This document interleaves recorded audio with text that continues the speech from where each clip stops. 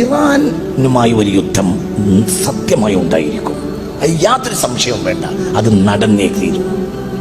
അത് വളരെ താമസിയാതെ നടക്കുകയും ചെയ്യും. ഇറാനുമായി യുദ്ധം വന്നാൽ മിഡിൽ ഈസ്റ്റ് ഇനിയും അട്ടിമറിയും. മിഡിൽ ഈസ്റ്റ് അട്ടിമറിഞ്ഞാൽ നമ്മുടെ സാമ്പത്തിക സ്രോതസ് മുഴുവനും നശിച്ചു. അതുകൊണ്ട് എക്കണോമിക്കൽ സിസ്റ്റത്തെ കൃത്യമാക്കാൻ നമ്മൾ പഠിക്കണം. സൂക്ഷിച്ച് ചെലവഴിക്കാൻ പഠിച്ചവർക്ക് ദാരിദ്ര്യം വരികയില്ലെന്ന് മുഹമ്മദ് മുസ്തഫ സ്വല്ലല്ലാഹു. ഇത് നിങ്ങൾ ഒന്നും കൂടി ശ്രദ്ധിക്കണം. ഞാനിത് വളരെ പണ്ടേ നിങ്ങളോട് പറയുന്നുണ്ട്. ഇനി ഒരു യുദ്ധം ഉണ്ടാവുകയാണെങ്കിൽ അത് ഇറാൻ. ഞാൻ 2000 മുതൽ പറയുന്ന വർത്താനാണ്. പഴയ കേസറ്റൊക്കെ കേട്ട എന്നൊക്കെയാണ്. അടുത്ത യുദ്ധം ഇറാനുമായാണ്. അത് ഭയാനകമായിരിക്കും.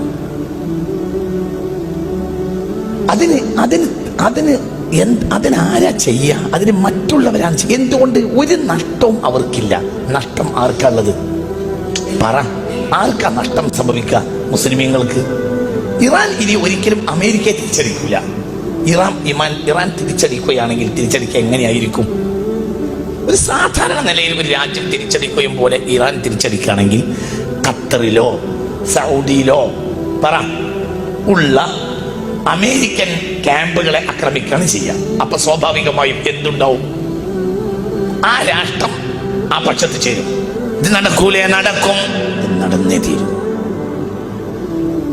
ഇറാനുമായി യുദ്ധം അനിവാര്യമാണ്. അത് നടന്നേ തീരും. അത് ഫിത്നത്തുൻ അമ്മാഉ സമ്മാഉ അമ്മിയാ.